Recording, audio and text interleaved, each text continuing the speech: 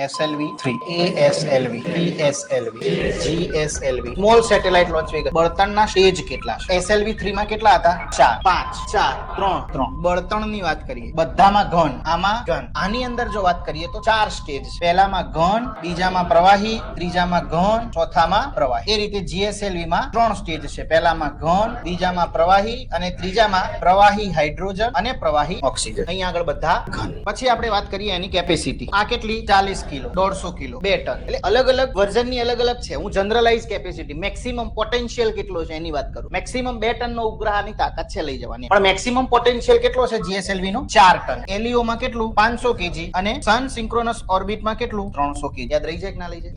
આમાં યાદ રાખવાનું, SLV3 આપણે એને ખાલી પ્રેક્ટિકલ માટે યુઝ કરેલું. આ શેના માટે છે? આ પણ પ્રેક્ટિકલ માટે. પણ કદાચ આરો ડિટેલમાં જઈને પૂછે કે શેના માટે, તો એમાં પણ આપણે યાદ રાખીશું રિમોટ સેન્સિંગ સેટેલાઇટ ને આપણે આ લોન્ચ કરતા હતા.